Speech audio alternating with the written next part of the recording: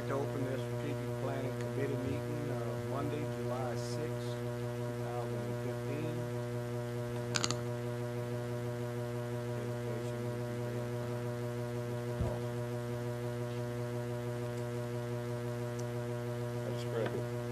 Father, as we come today, we thank you for all the blessings you bestowed upon us, this parish, and this nation.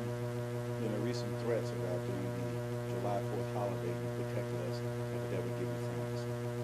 We ask that you look upon the Gotro family and recent loss.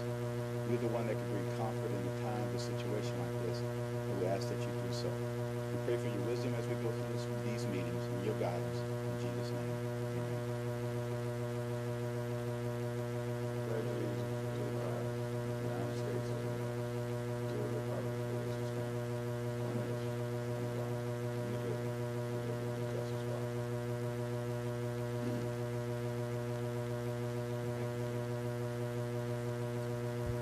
Roll call, Ms. Caswell wasn't able to be here tonight. That is absent. And something I wanted to mention, I know you had mentioned the local family, their traffic loss in this past week. Mr. Amadei, Bobby Amadei had passed, and that got me thinking about some things in this parish. Mr. Bobby was in our neighborhood, and we grew up with that. And he wasn't just a person that we would mourn the loss of Mr. Bobby and his family would be on here. But I wanted to say that he was representative of Ascension Parish. This was one of the patriarchs of our parish that represented what our parish is all about. You can go to hundreds of families that grew up here, that were here at that time period, I guess from World War II to Vietnam, and you could find a person like Mr. Bobby that was a regular person, but I believe just a great person. And that's what made this parish like it is. I want to let people know, because we have all these people that are moving into our parish, that if you can do anything, you don't have to do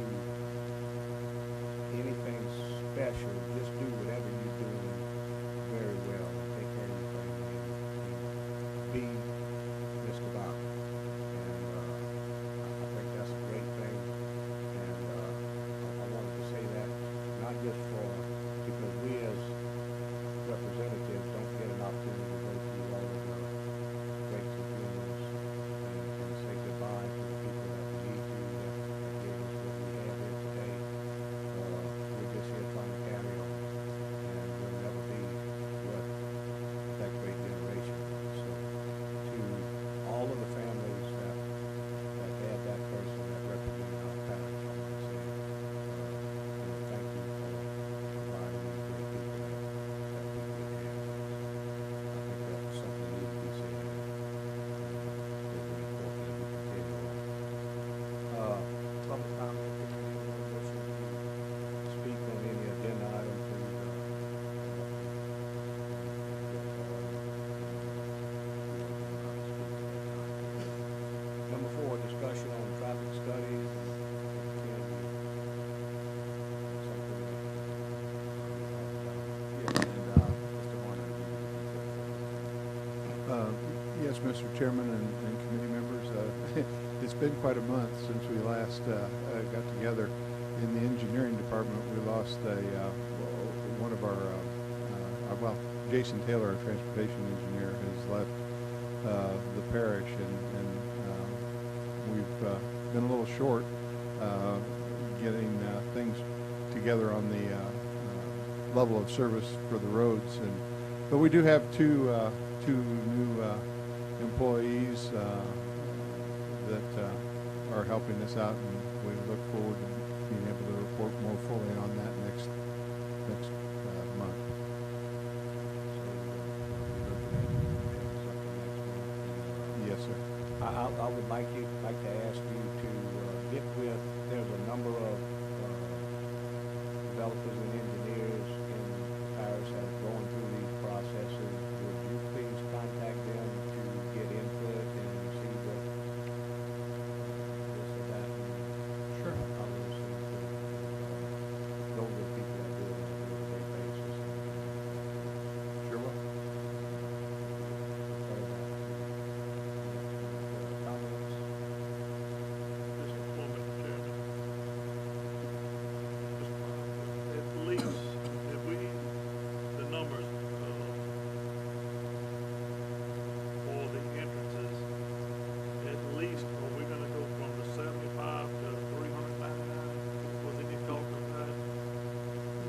There was a conversation, as I recall, last committee meeting, but I didn't walk away with a sense of the committee on how you wanted to proceed on that, but we certainly can do whatever your thoughts are. Well, that was at least, that would get us, I mean, if we have nothing, now, at least that would get us somewhere, I guess, a start on that, to get the analysis for the turn lanes and different things, at the subdivision, or the nearest intersection, to get some of that improved also.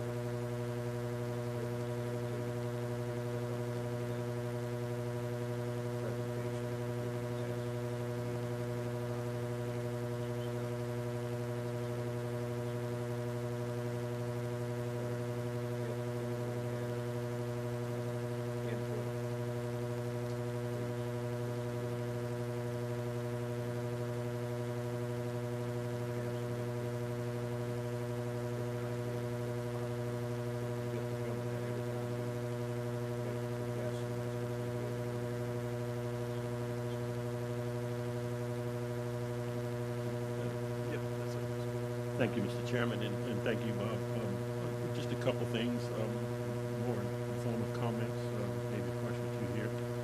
Again, Bob, I want to really thank you for the transportation impact analysis that you performed for this committee. I can't begin to tell you, and I'm not showboating here, how many times I've read it. In fact, I couldn't sleep last night. The middle of the night, I got up and I was looking out, and my wife said, "What the heck is wrong with you?" I said, "Well, I'm reading Bob Horner's transportation impact analysis." He said, "But you've done that."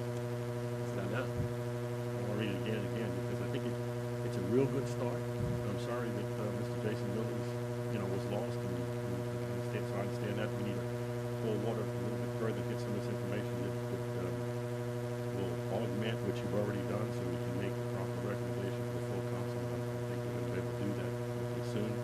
Just don't want to see it drag out too far.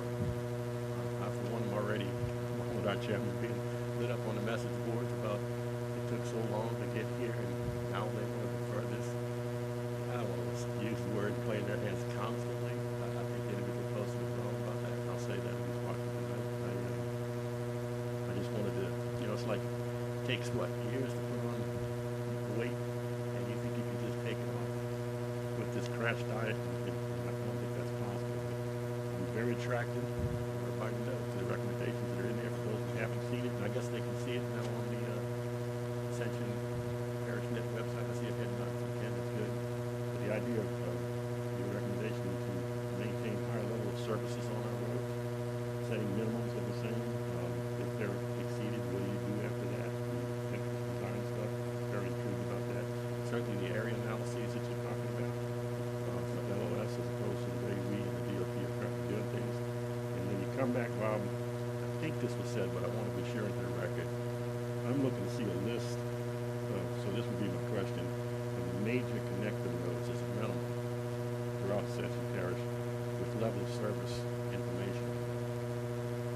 I'm not saying for every road, obviously, we have so many roads in the parish, that's part of the problem. I think it's, how many excess of 500 miles or whatever, but all the major roads where these subdivisions are cropping up, certainly in my district, thank you for using 73.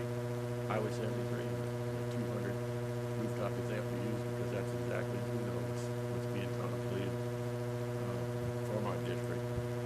And I can tell you this, the people are really energized about it, and open the can of worms there, because I don't know where we are now. I know preliminary plat was done for that particular subdivision, even though it's hypothetical in here, but maybe we're going to come back soon and want to do that. I suspect you're going to see a lot more people support for it. So I would, for one, like to see us prepared, even if we could do it before that happens, so we don't just keep deferring it versus let that be the last 100 or whatever, because 73, those people that suffered 4 or 5 years, I hate to see us just go up those 200 rooftops and have to immediately start to widen again or anything like that. But again, Bob, thank you, and let's look at this major connector roads with level of service. I'd like to see that there. And we would also get, if we can, whatever changes we make,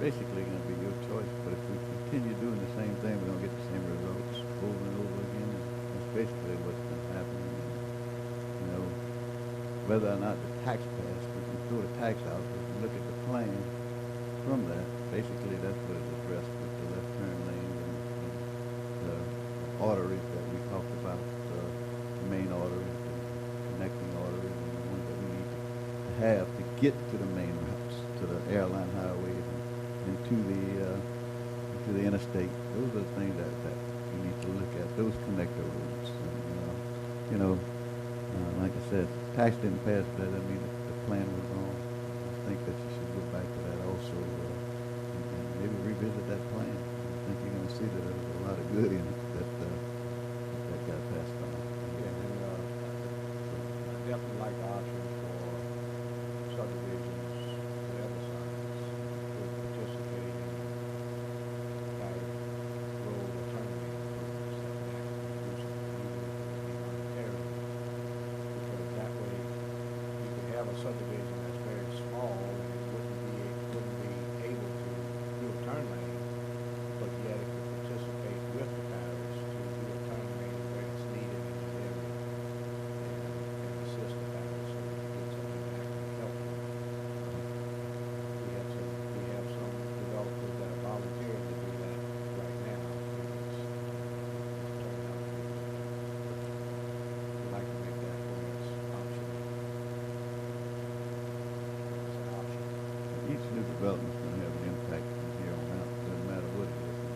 School boards, same thing. New schools, and they carry traffic. And I think in East Baton Rouge Parish, they charge so much per passenger, student on a bus. So big school board. So those are the things that you're going to have to start considering options like that. I'm not telling you to go tax the school board right now. I'm just showing you some other areas to where those type things happen, because somebody, I mean, at some point you just can't keep bringing in people, taking in roads and doing those type things without any influx of new fees or money from somewhere.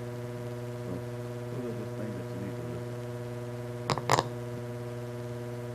I agree with Tommy. I think the most important thing, one of the most important things is figuring out the arteries, and we've had a conversation about choosing the paths to where are people trying to go. If it's a school, where they're trying to get people to and from, whether it's a residence, subdivision, what have you.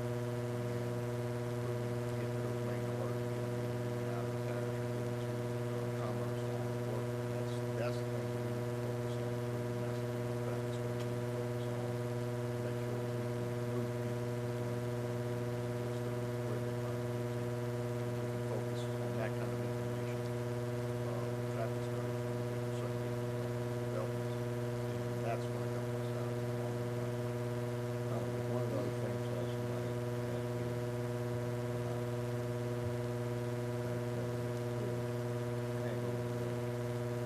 additional things about how much money we have available for transportation and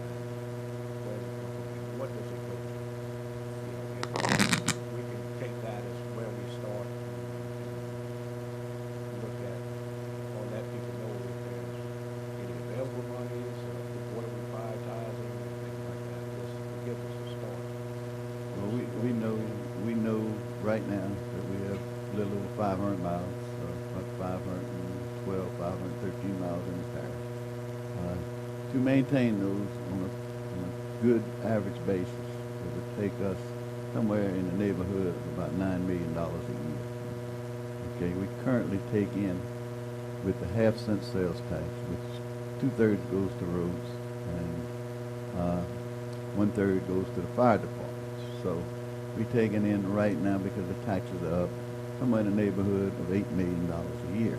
So just to maintain our roads and keep them in good order, it would take another $1 million a year. So we fall $1 million a year behind, and anytime we take in new roads, we're still going to fall behind a little bit further. So bottom line is that we're not going to have the money to improve roads. I don't care how much. I know during an election you're going to hear a lot about how much money you can save and how much money you can't save and everything. But to get our roads where we need to get them, where we need to add the capacity, where we need to build new roads. You're talking about $300 million, okay?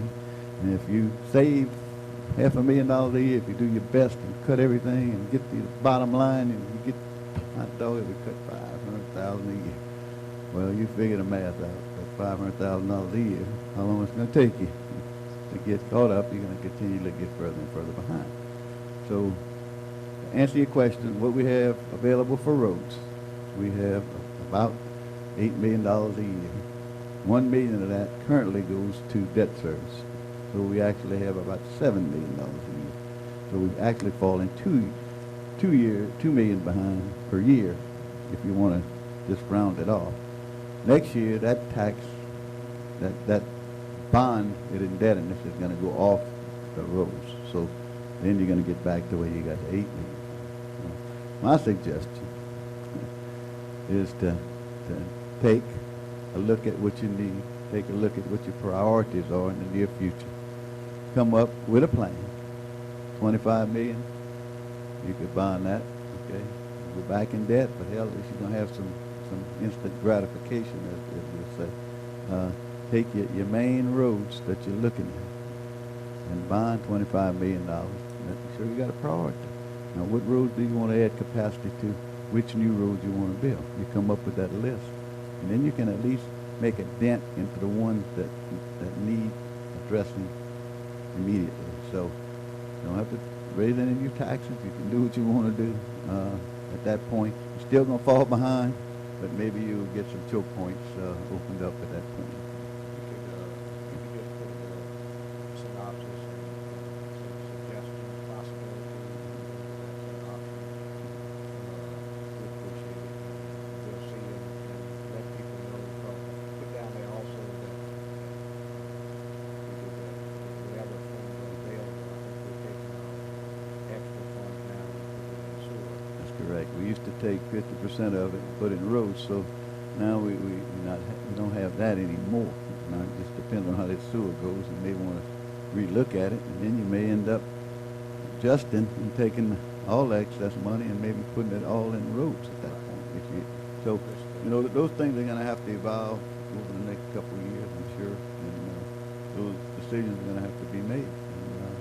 And, there's ways to do different things. You just gotta move money from one to another. You're not creating any new money, but at least you're going for what you think are the priorities. I just want to make sure that people know exactly two things. The only other money you could take is the money that we have, what we call a rainy day fund, which is an emergency fund that has about $25, $26 million in it currently, and which is enough to maybe run parish government for 3 months, 4 months in the event of some kind of catastrophe, or in the event of a hurricane. If you have a hurricane, the bottom line is that you don't get, when you get your bills in, you have to pay them. FEMA reimburses you later, but you have to have at least that staying power to be able to pay those bills off. So you don't want to deplete what you have there to do that. And I hope in the near future, and I hope that the next administrations take that into consideration, and the next councils take that into consideration. I mean, you can set, if you want to say, hey, we're going to keep $26 million in this account and stop it there, and then anything excess you put toward roads, that's the thought process. I think right now 26 million, 26 million is a good balanced number. That was kind of the idea when I came into office. The target number I had was 25 million, but keep in there. So we've attained that goal and $11 million more. But other than that, that's the only other money that we do have. And to let people know, with that being said, we are the envy of parishes throughout the state with our financial situation. We have very, very conservative with our spending, and our bond rating is going down, which is better. Going up, I'm sorry. The cost has been reduced. Everybody else has been covering to keep that and make more decisions. Financially, we've been very, very conservative. All right, number 5, discussion of utility construction procedures for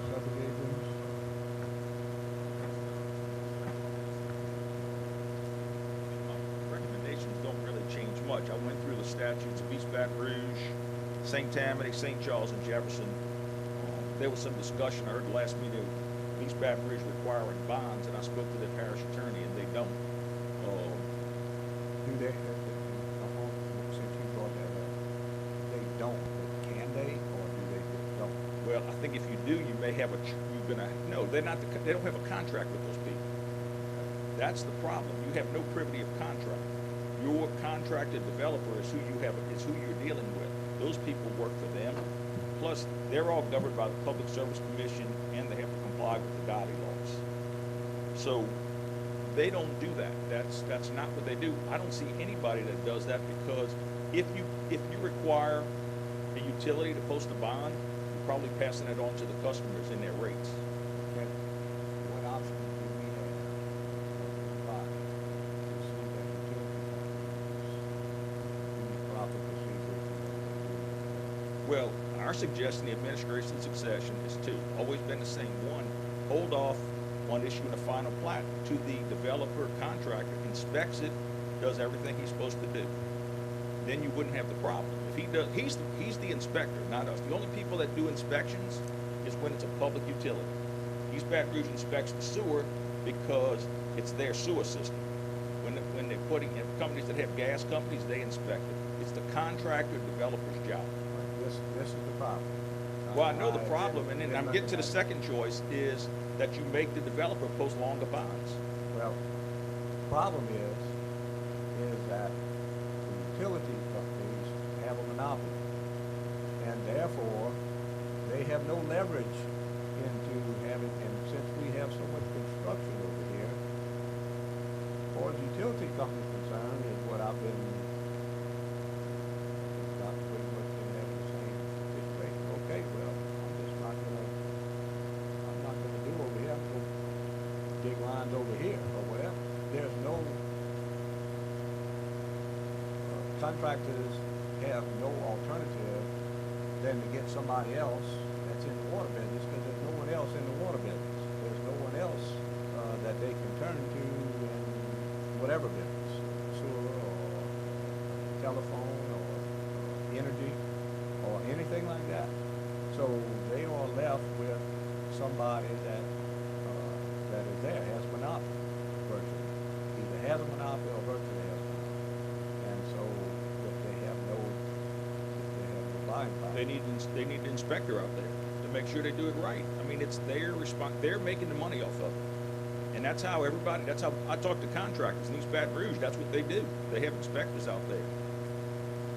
I mean, this is a developer, contractor, subcontractor issue.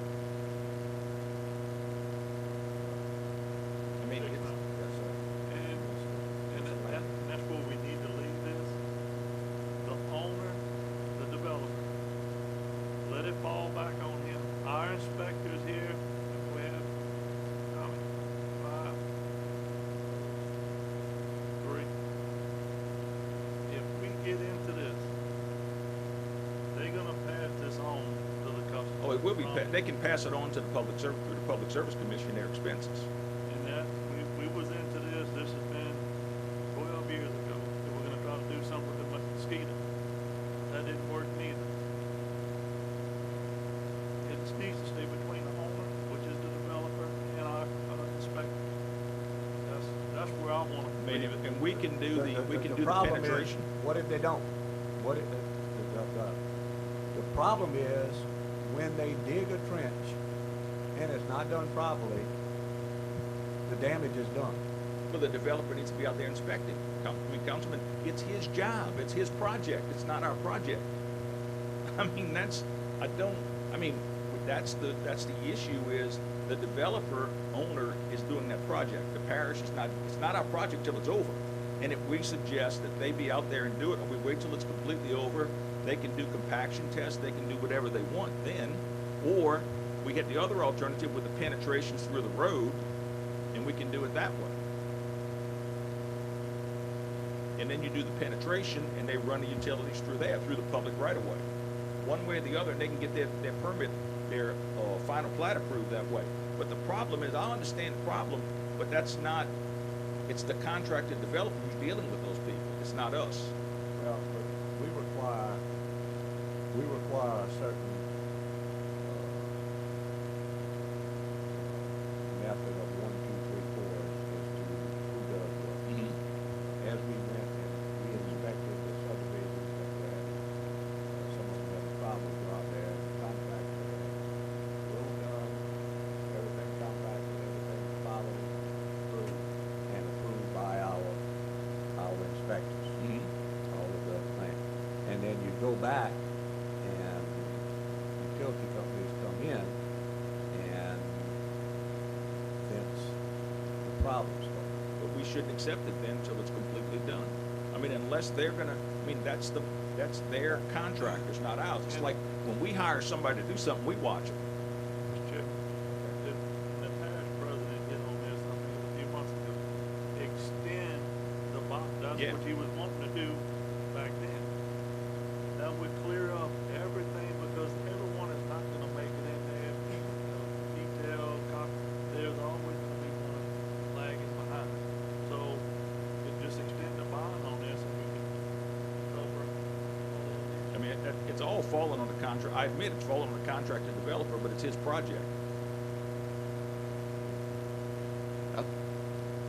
Other than extending the bond, there's only a couple of things you could do, as I see it, and I don't know if we could do it or not, would be to require that they put in a certain number of casings underneath the road bed prior to the road being completed, in order for a utility company that comes in later in order to run the service through the casing and not disturb the road bed anyway. That's one of the alternatives that we propose, casings. And so, if that's something we can require them to do, then let's update our ordinances to require that. That I would don't be know the if we- developer doing that, not the. That's correct. I mean, Right. it would be a requirement that the parish would put upon the developer to put a casing every so often under the road bed in order to make it, in case someone, a utility would come back later on. I mean, I did it underneath my driveway. Right. At every joint, I put a piece of PVC underneath there, to where if I ever need to go get underneath my driveway, I don't have to worry about doing anything. I can dig up to that joint and run something through the PVC pipe. It's not that hard to do, as long as it's prepared for it, and that's gonna cost more for a developer to do it. I understand that, because you're talking 6, 8 inch casings, whatever. But at the end of the day, either we need to make those kind of requirements, or we need to up the length of the bond and the amount of the bond to make sure that we cover ourselves with it. As far as getting into the particulars as to who's required, whether the developer's dealing with a monopoly because of utility company, so forth, so on, that's out of our purview. Because, like O'Neill's saying, I mean, that would be, other than certain inspections, that would be like someone coming in and telling me what to do with my house while I'm trying to build it. And so we don't have that authority to do those type of things. But the end result is what our problem is. The end result is where they come in and those guys do that, and whether it's a timing problem or whatever, I don't know. And whether the developer, I know it costs him money to delay, but if you go in there and you lay the roads out and you have all utilities coming in and run before you take the next step of going in there and doing your compaction tests and running the rest and finishing out your road before you're putting your streets down, that's the only thing that they can do to save the money and save it to the point of where later on, but that's not necessarily always economical to do.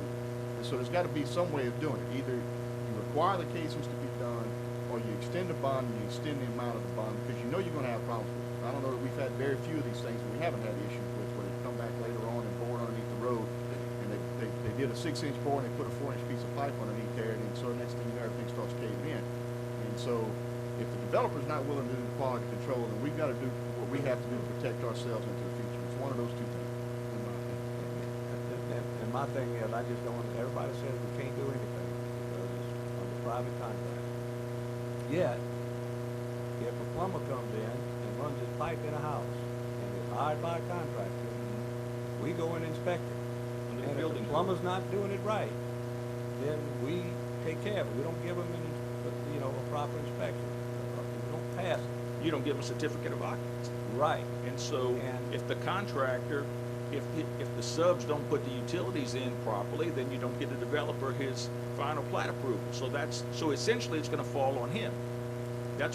It's the same thing. I mean, it's not, you don't give them a certificate of Yeah, all occupancy. you're they doing can't is move not the giving house. it doesn't go back to the point of where you go to the plumber and say, you didn't do this right, so Right. you're not gonna We get a just stick. tell the owner he Hold on. can't. The Actually, homeowner's yes. not getting, he's gonna have to put the Actually, pressure yes, on it does. The plumber asks for the inspection. The electrical person that's qualified asks for inspection. And if if so they on don't and so get it, forth. and if it fails, then the person that owns the property doesn't get to use their property, which is exactly what we're saying here, same exact situation. I'm just trying to make sure that our roads that we have built in the future is going to be protected and that we don't run ourselves cost prohibitive into doing this, because I know what can happen. I'm seeing what's happening right now by going out there and visiting these sites.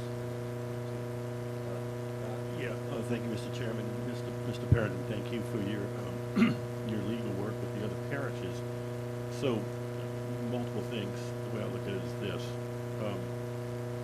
we need to be doing something. It sounds like between what Mr. Scheck-Snyder and Mr. Johnson's doing. The question becomes what that something is, and we definitely out because he's talking about the current part as well.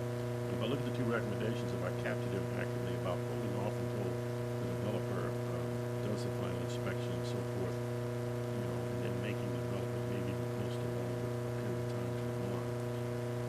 So let's start with Ken.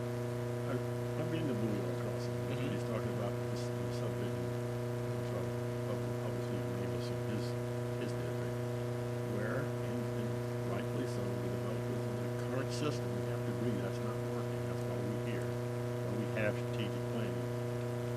Come in and do this boring after the roads are set and fails, and the road then fails, and by the time we took it to make the system and we're planning, what I understand from the developer, this is with sort of a Russian roulette to where if it does it the first year, it's on the developer with his bond. If it happens after that, it's on the parish because we're taking it in, et cetera. So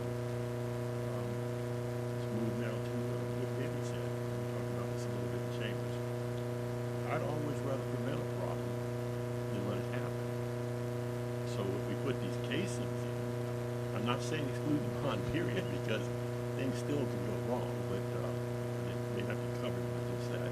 But if we force that, and look, I'm not a big fan of government regulation. Everybody knows that. I'm not looking at ag regulations. But we need to solve this problem because these constituents will call us and say, "Hey, man, it's a brand new subdivision. And the street in front of my house is just caving in, and you've got to do something." So that would be my suggestion, that we do a casing type thing. If that takes some sort of a legalese from you, and I mean, we can amend the goes up to ordinances. full council, that we change the law there, et cetera, and just a little bit of regulation to kind of maybe, in parentheses, assist the developer in his problem that he's upset the utility company is their fault. Once we decide that, in the beginning, I had one developer tell me, hey, it's not the utility company, it's this other developer. And then I go with that other developer and find out, nope, it clearly isn't. Like Ken said, it's the utility company. And that's where my belief exists. So we put the casings in and still require a bond, but we need to go a year or two or not. Randy and Chambers is a little bit against extending that. Sounds like he's more compliant to that. I would have no problem with that as well. That's y'all call us to But, the this idea about the other parishes and so forth, I'm glad Ken asked the question. I kept looking at your email, I have it with me here, sir, from June 9th. I couldn't make my mind up whether or not you were saying these people just don't do it, therefore we shouldn't, versus now I clearly understand you're not saying at all. You're saying they don't do it for a reason, and we need to abide by probably that same reason, or we can have some sort of troubles to do something differently. So to me, I like the cases idea, Randy. Actually, Ken seems like the idea of adding, if our chairman can go along with this, a little more time period to the thing. It's not so cost contraindicated that we're going to kill development's parish. I doubt it. Okay. That's real tongue in cheek to me. And I can live there with a little more government regulation. I wish it would just fix itself. But it don't sound like it's going to do that. And these roads are failing. And I haven't heard anybody that's telling us that we're going to stop anytime soon. Right, coming from taking these roads to the parish maintenance system. It's 512 miles you mentioned earlier, going to about 25, 550, 600, whatever it's going to be in years to come. So I know we're here just to discuss it again, but Mr. Chairman, you bring this back one more time as an actionable item next time. I think we need to consider what you have to say about it, and Ken? we need developers that come. Well, I would just like them to keep working with that so we can find out. We keep talking about this, and we can say, we'll put this on this person or that person or whatever. But it all comes down to, when at the end of the day, all of those costs get passed on to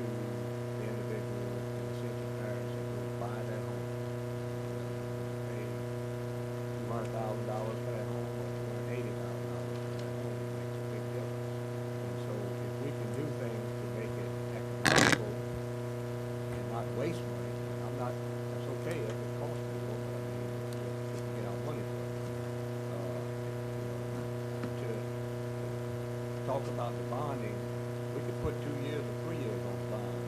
I guarantee you a lot of these things don't bond, they pay them in 3 to 5 years or 6 years. We find out Intelligent Point is 10 years to start paying. Councilman, just to not interrupt that, but like even under if it was a public works after 5 years, Right. there's no warranty. So I mean, And you'll never guarantee. It comes forever. down to you're gonna be effective if you make sure, the parish makes sure that it's done properly the first time. Now, whatever we need to do to try to figure out how to do that, and somebody can say that, okay, we're gonna hold the developer responsible. They can say that they're inspecting it, and after 2 or 3 years, and everybody goes home, the parish is still stuck. So we're in it whether we like it or not. Mr. Dawson? Yes, thank you, Mr. Chairman. I think it was several years ago, you and I talked about this, and the issue was definitely these big borings that were going underneath the road that in small piping were going in. That's one thing, and it's also the trenching on the side of the road. Trenching on the side of the road. Causes the curbing to fall. So what we did was we actually met with developers. This was several years ago, a couple years ago, and we met with all the utility companies. And the actual putting in the sleeve was a kind of honor method of going forth and trying to do it. And I think in this committee meeting, I mean, maybe the last time or the time before, we said that it was on the honor system initially, but we're finding that having the sleeve in was the way to go. And so we were going to go forward with actually having an ordinance that would require those sleevings. Now, the number of sleevings and how they want to do it, that will be determined by the developer on how many sleeves he wants to make available so that those things can go through it. That way, our inspectors can look at what goes through our right-of-way and approve that, and we can ensure, better inspection of what goes underneath the road, which was causing a lot of road failure. And are we responsible for inspecting our right-of-way? Yeah. And that includes on the side of the road? Isn't that our right-of-way? No, not in the utility servitude. Whatever our right-of-way extends that has our road and sewer goes in and maybe some drainage, but not the utility servitude. Well, we permitting in that service to let you know what's going on, so they all watch. I mean, We know from that what stuff I- is going in, Yeah. but we're not inspecting it. So we rely on the developer to inspect it. That lends to one of my questions, Kim. Why are we relying on them to do the inspections on those things? Because it seems to me that if we require them to put the casings in, there's no guarantee that the utility company is going to use it. And so what I would recommend, or what I would like to see, is that we come up with something through some prime recommendations, whether it be through an agreement with some developer or someone who's knowledgeable in that effect, how many casings and what distances and so forth and so on. But we do a couple of things that we ensure that we have some type of inspection program, we improve our inspection program, improve that those casings, number one, were installed, and number two, that they were utilized. Because it's not going to do us any good to require the casings to be put in the ground, and they're going to come back and do the same thing they were doing before. The other thing with it, that, not to go back and forth with this thing, but I agree with you to a point, the residential housing cost needs to be affordable, but the problem with not doing this thing is that when that subdivision fails, then everybody's responsible. And so, if we don't step up and get this thing taken care of from the standpoint of view where the individuals that are buying into that subdivision may pay for a little bit more now, but at the end of the road, the rest of the citizens in the parish aren't having to go back and pay for what it's going to cost to fix that mess up. And so that is where it's important that we do our due diligence to make sure that we're doing the right thing here, not necessarily to inadvertently protect those folks, but to protect everybody, because at the end of the day, it's all of our tax dollars that are going back to fix it when the bond's out. And so what I would like to see from the administration is something to change, recommended change to the ordinance that has something like you talked about, Ken, a minute ago, with recommendations or with changes requiring these casings being put in the ground or sleeves, and then also a potential for change to the bond as far as term and amount to kind of help protect us in that regard as well. It's not going to, in my opinion, it's not going to do us any good to go in and require the casings to be put in the ground, and somebody comes up later on and don't use it. And if we're going to allow them, it's obvious that somewhere down the line that the current path we're on is not working. And so if we continue down the same path as far as inspections and everything else, whether we require cases or not, they're not going to guarantee any improvement in the system. So we've got to change the system in order to make sure that what the improvements that we're trying to make is not necessarily costing anybody any great amount of money, but it's protecting what we're trying to protect against.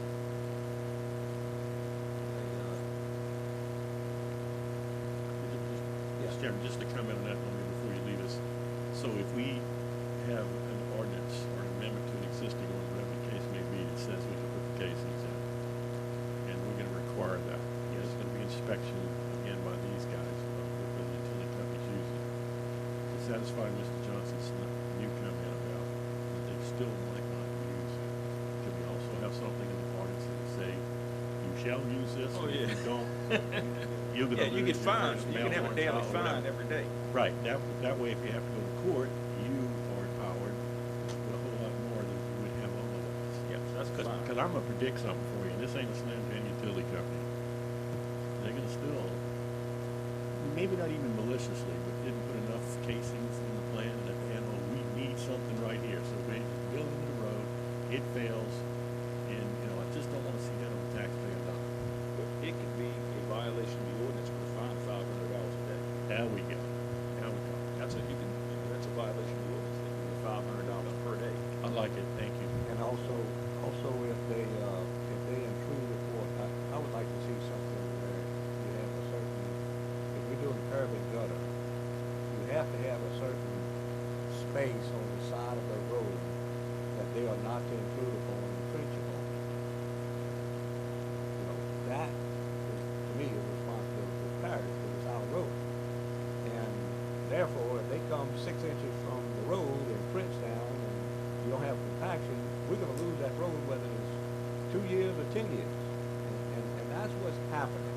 And that's where we would like to see the inspection, where whatever they put, that's not gonna affect the road. That's Couldn't care less. That's with the developers. yeah. Wow, but we'll have some recommendations. Thank you.